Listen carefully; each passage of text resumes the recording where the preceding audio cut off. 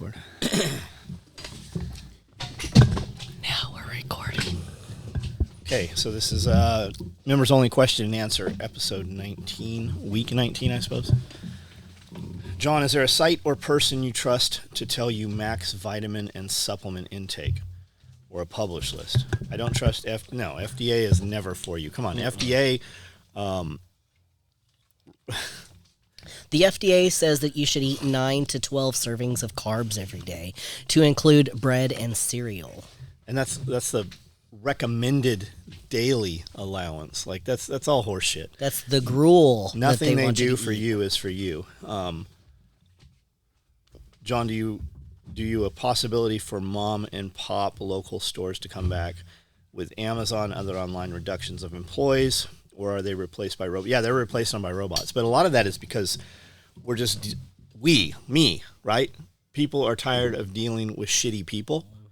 So a robot just takes care of it. So we don't have to have that disgruntled motherfucker that might or might not show up. We don't have to have a little boy that thinks he's a fucking girl having a meltdown because he had to work goddamn Saturday. Oh, fuck. God forbid you have to work Saturday. We have to 8 hours. We have to unionize. They scheduled me for a whole 8 hours. That's what you're supposed to do, you little twat. That's being an adult. I'm doing my dishes and I'm doing the laundry. I'm adulting. That's not adulting. That's some shit because your parents didn't beat your fucking ass when you were younger and they allowed you to not do your laundry. Our kids were doing their fucking laundry when they were 5 years fucking old. You are raising, not you, but people are raising weak little motherfuckers, and we send our kids to government school and then they convince them that they don't have to be a boy if they have a penis, or they don't have to have a fucking vagina to be a girl. Like, that's the whole fucking problem.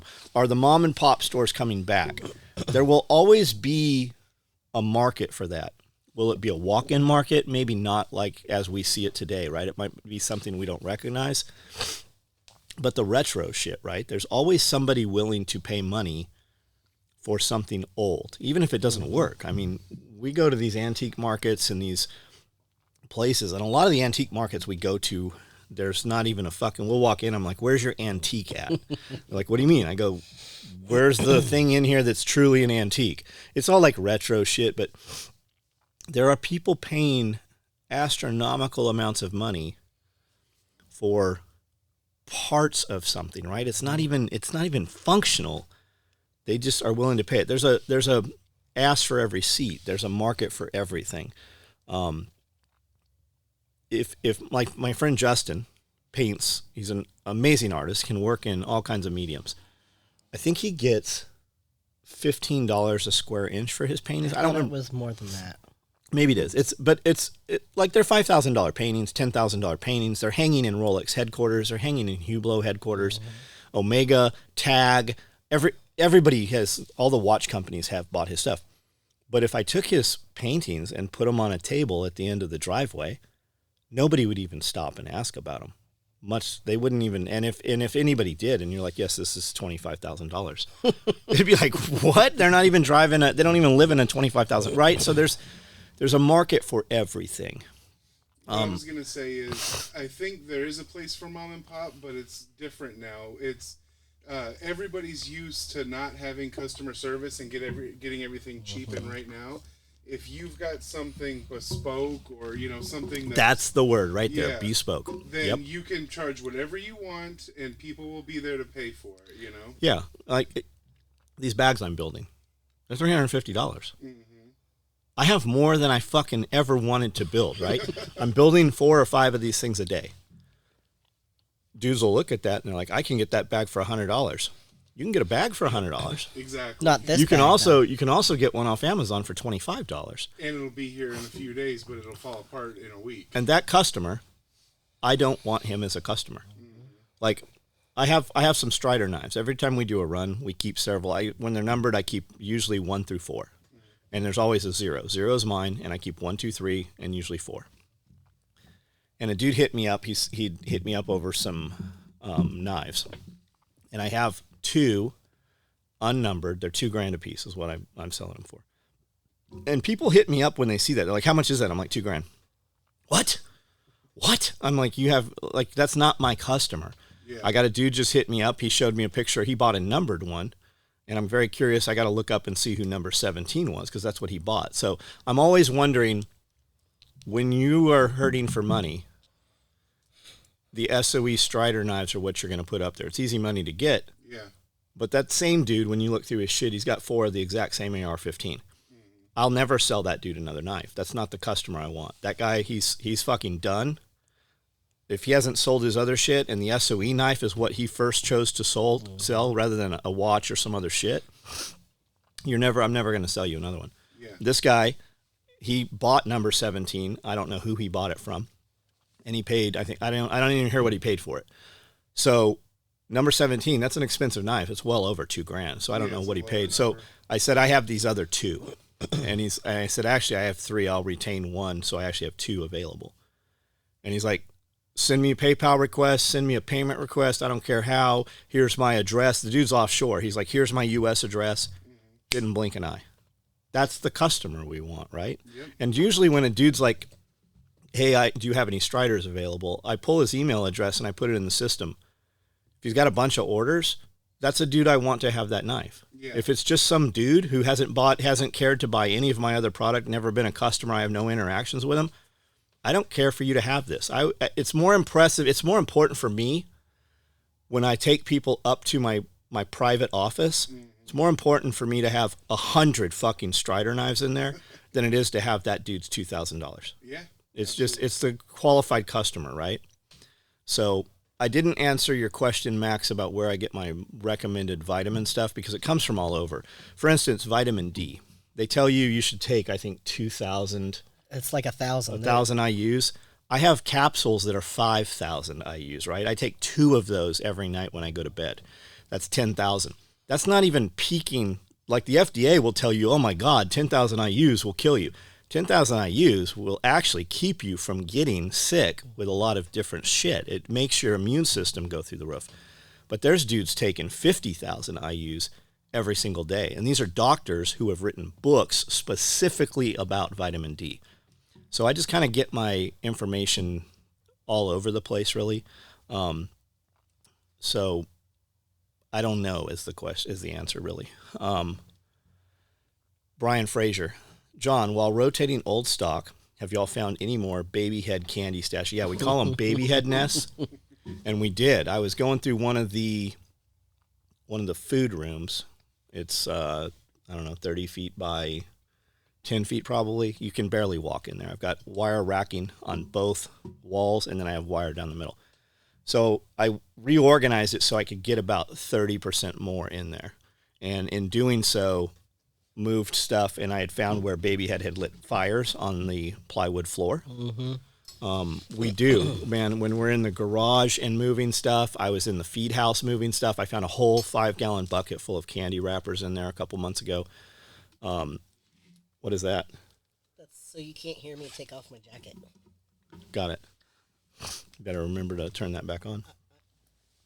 And then, like we have drains in the bathroom floor so that if the toilets were to overflow, they will evacuate, right? The floor is built with a slight taper. There's a big commercial drain in the middle.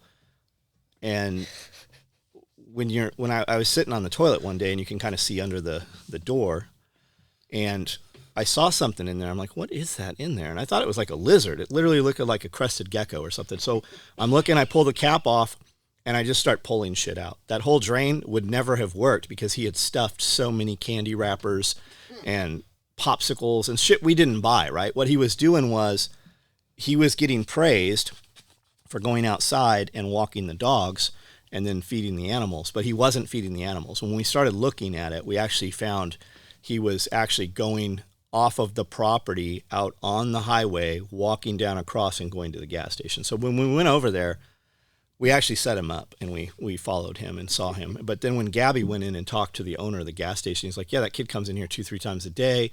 He's always, spends about $15. He was eating like $15 worth of trash every single day. So yeah, we have. Derek Olson, John and Amanda, what are some stories about your life that you often look back and reminisce about? We don't spend a lot of time like looking back. No. Do we? The only story we really tell is like how we met. Here is the answer to your question for me. It looks like I have less done at the end of the day, but it is recognized that those orders take more time and I'm compensated for it. Good, man. Good. Do you know what he's referring to? I do, yeah, okay. I do. Yes, last week. So what do you look back and reminisce about? I mean, I don't know. I mean, I always talk about how grandma had things and grandpa had things, and I, was babysitted over there. I was, over at their house in Kearney Mesa. But like my grandmother and my grandfather was a union carpenter. But for the whole time I remember my grandfather, he wasn't working as a carpenter. I don't know where their money came from because he wasn't working. He was always at the union hall drinking and playing cards. That's like, were they Italian by any chance? No. That's like a thing where like the old Italian union guys would just go drink and play cards at the union hall, and somehow they had money. Yeah, I don't know how they, but I think too it was a different time, right? Yeah. Because their house, up until 1970, when we completely went off the gold standard, a man could work a blue collar job and support his wife and 2.5 children. Like the house was paid off, right? Yeah. The house they lived in is probably $2 million, $3 million right now. Yeah. When then it was $30,000, right? And the house was probably 1.5 to 2 acres, probably. You walked in the house, the backyard was 3 times longer than the house, went way back. He had several sheds that he had built back there, and he was building, like rebuilding lawnmowers and bicycles, and he'd get them from the dump, bring them home, clean them up, and then sell them at the swap meet. But my grandmother had like gardening sheds. There was a huge covered patio out there. She had a big greenhouse where she grew orchids. All of their downspouts went into trash cans, so all of the water that was watered out of rainwater. Yeah. And then the neighbor, I remember the neighbor right next door had like gamecocks, like they were Vietnamese or something, and they always had chickens, but not like normal chickens, right? And they had rabbits and stuff. So I mean, that's right in the like. That literally is probably 2 miles away from Fashion Valley and Mission Valley, which are millions of dollars an acre, millions and millions of dollars an acre. Some of the most expensive property in San Diego is down there. But 2 miles away, they got chickens. Like it would never happen today. Yeah.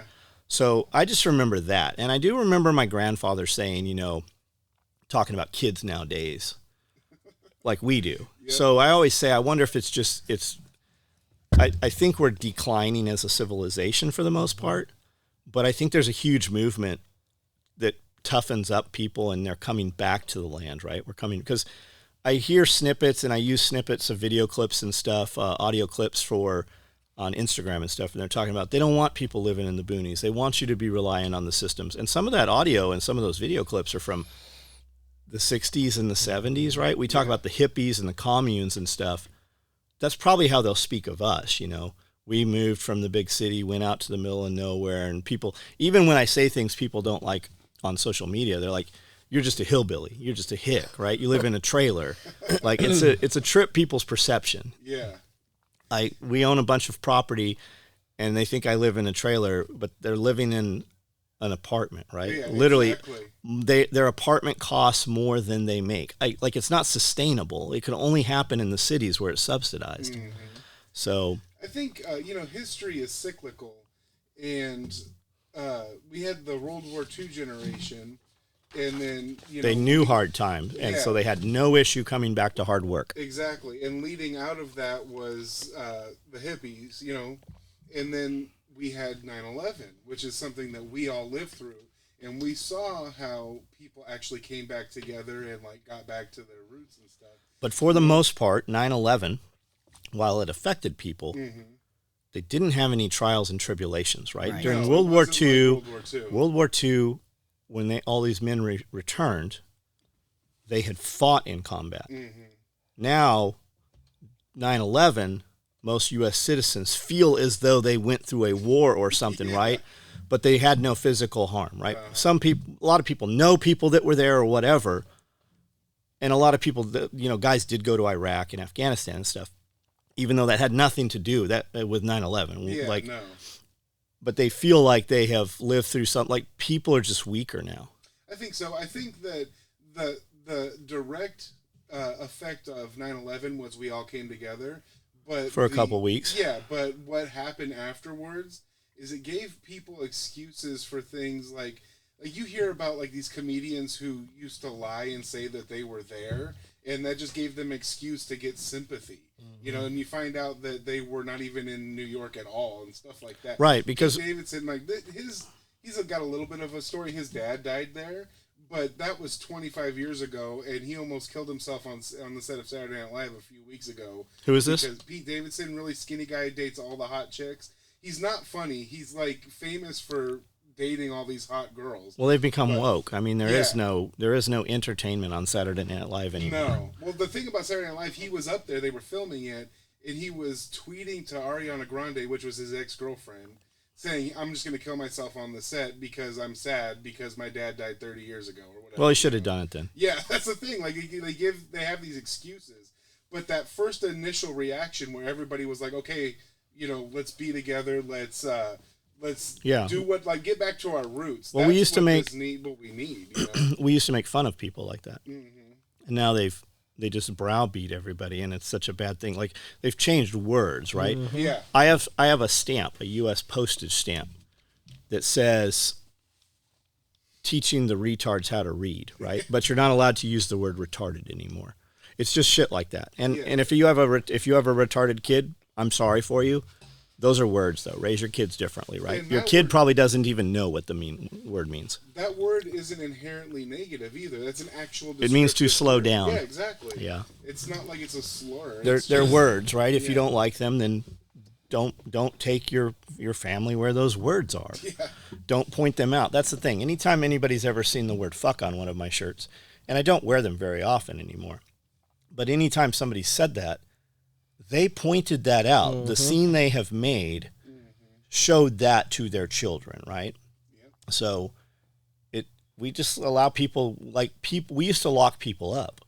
We used to put them in asylums, right? We used to send them away. Now they walk amongst us. People who would have just died, we have figured out a way to keep them alive, and we make a lot of money from keeping them alive. Mm-hmm. Brian Fraser, John, have you or Amanda ever thought of helicopter hunting hogs? You may have to use a crossbow, but guys have done it with black. Yeah, it looks neat. I'm definitely not going to fucking try to shoot hogs with a crossbow from a helicopter, though. I'd rather just ride around in the fucking helicopter. That's what I was going to say. And then land and then have some bacon. Yeah. I've only ridden in a helicopter once, and it was because I was on a boat that crashed. And that was the best part about it is that I got to just sit in a helicopter and enjoy the ride, you know? Yep. Byron Roberts, if you were starting a new business or a new brand promotion on social media, would you concentrate your efforts on one platform to build your followers and then expand to others? Which platforms would be the best to start with? What's your, give me more information. Like, what's the business, right? Who's your target audience? Facebook has more stable people who have more income for the most part because it's older people. Instagram, same thing. Is it going to be an impulsive buy or is it a service you're trying to sell? Facebook analytics are really good so that I can pick, okay, United States, males 25 to 55-year-old, my demographic, who own homes over $250,000, but I provide a service and I don't want to travel more than 100 miles.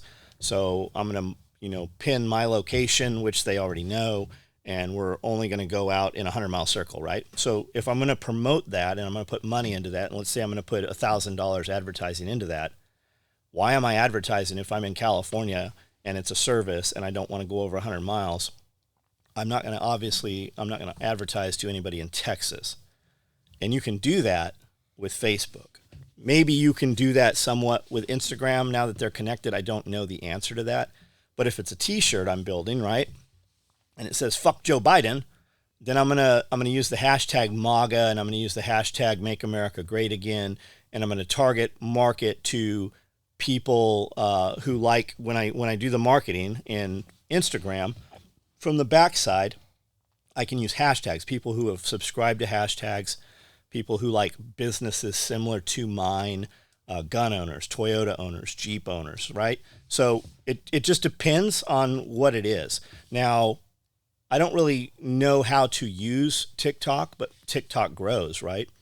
So I would definitely, while I'm making the content, put the content on TikTok, put the content on Locals, put it on Float, put it these places. And like when you do YouTube, we post up to YouTube. I have it so that it auto-populates to YouTube and it auto-populates to Rumble. You can do the same thing with Odyssey. Jack Spirko, I was listening to him an hour ago in the truck, and he said, I'm banned on YouTube right now, so this is going up on Rumble, and it's on Twitter, and he's sharing it. He's doing a live, but it populates a bunch of different places because we use a program called StreamYard. So we can put it up to like 5 different things, and you guys can comment, and it populates on one screen and we can see your comments.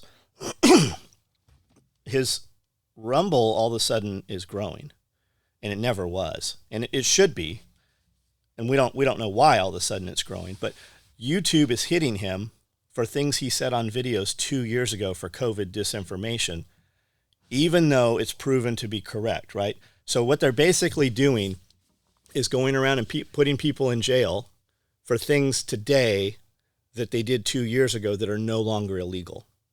And that's what's happening. So I would say build up all your platforms. Now you can take and share content. Like if you post on Instagram, you can share your Instagram to Facebook. You can share your Instagram to a few other platforms, right? The question is, if they ban you or lock down your Instagram account, does it delete or erase all your other shit? And I believe the answer is yes. So take a little bit extra time and post it to those other platforms as unique content. Now, when you're building things in TikTok, you get to use a lot cooler music, and then you can share it to the other platforms, but they will never promote it if it came from another platform. And Instagram is so involved in these phones. If I share a video to Instagram first, when I go in to share it on other platforms, the video is not even seeable in my phone anymore.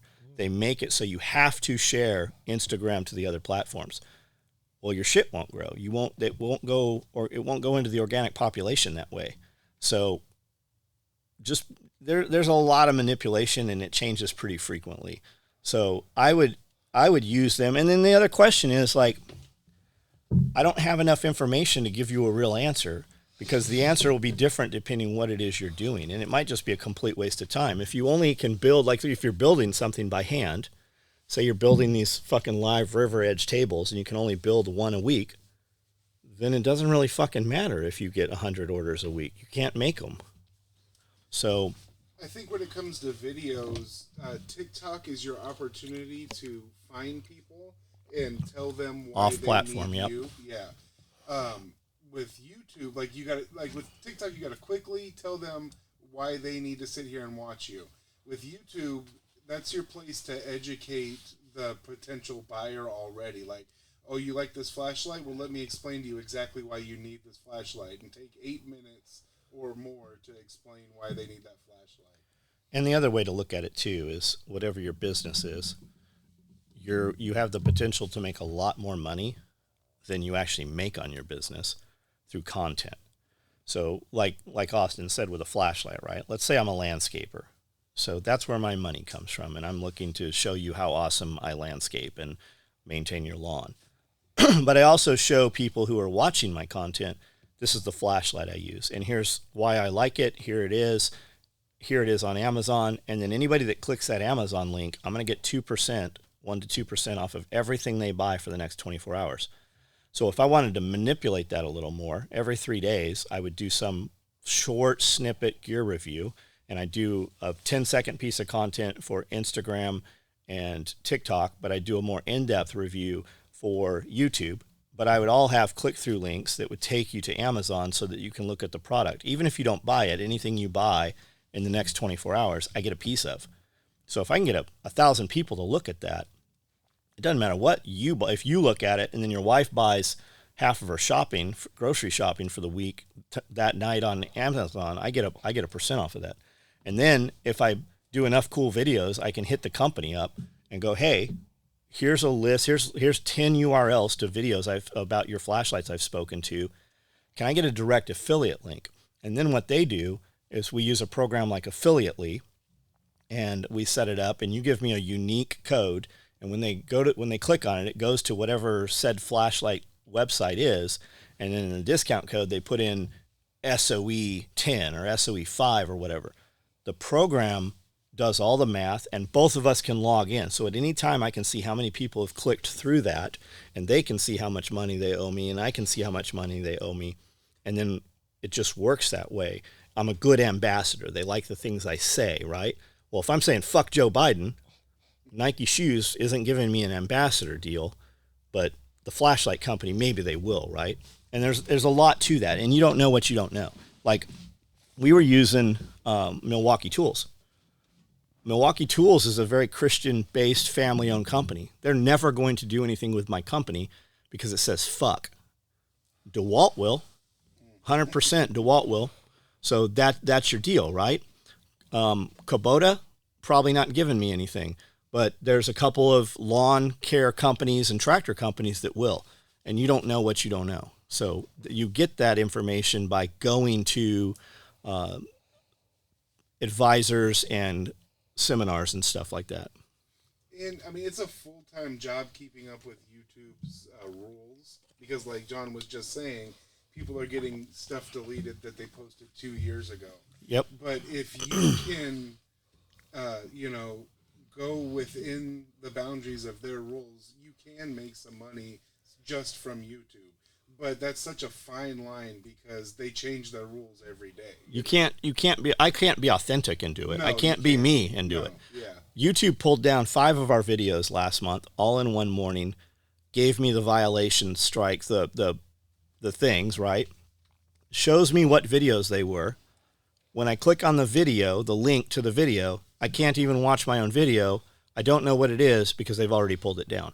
And half of them were Day on the Compound videos, so they're pretty fucking benign, whatever they were. Yeah. So we don't even know. It's just at their whim, or exactly. AI's whim. Yeah, what comes to my mind is finance, because I watch a lot of finance guys. There's nothing inherently wrong with what they're doing or saying, and then they make sure on top of it that they censor themselves if they do say anything, and they make $5,000-$10,000 a month on YouTube, just from YouTube. Tim Pool's making over $1 million a month on YouTube. Yeah. And all of his 20-minute videos have 5 minutes of content and 15 minutes of him pussyfooting around. Yeah. Telling YouTube you notice every motherfucker says that's just my opinion now after every sentence, because they have to get through YouTube's bullshit. Well, Tim Pool specifically has a list of words that he won't say on YouTube because he's afraid he's going to get kicked off. And he's no longer authentic. Yep. Yeah, no, you can tell that he's not authentic. Yep. But that's where he makes his money. Mm-hmm. So they're over on Rumble afterwards. They do their after show. Complete different fucking show. Yeah. Complete different show. And then people get pissed when they go over there because they're Bible people, right? And Bible people can't say fuck. What do you think Jesus was saying when he was throwing those fucking tables over and braiding them whips and whipping them tax collectors? He was probably saying something of the time like fuck. But like, these motherfuckers pick the amount that they want to die on. That's what your problem is. Yeah. It's just baffling. So Cody Atherley, just wanted to say thank you for making me a woodland pillowcase I asked for. I got it yesterday. You were very welcome. You were welcome. I think that's probably a one-off. I don't think we made any extras of those. I haven't seen any of them. I didn't even know we made one. How does he know if he has a pillow or not? It's such good camo. How can he find it? Right. Irish USMC vet, what are your plans for the spring? Different trees, pollinators, nitrogen fixers. I know you have mulch covered, but are you going to plant more chop and drop plants? Yeah, we put a lot of chop and drop plants in the swales.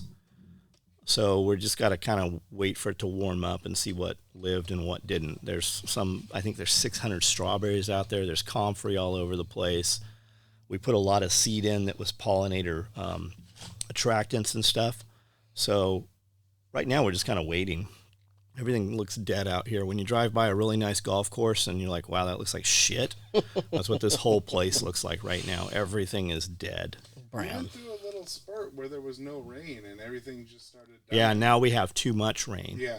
So we have so much rain. In fact, I need to put mulch places. I have chocolate pudding. Like when you step on places in the ground, we have way too many ducks here. And they burrow in with their beaks and they make this hole, and then the chickens come and wallow in it. And then when it rains, it collects water and the ducks come and they make the hole bigger because they scoop. The way ducks feed is they open their beak and put a bunch of debris in their mouth, and then they take it to water and kind of filter it out. So that's why the pond, you could have a nice little hole and a duck will completely fuck that pond up within a matter of weeks if you have a lot of ducks. Our ducks hatched out 40 more ducks this year. So I have really, the property would be great with about 6, and I probably have about 80.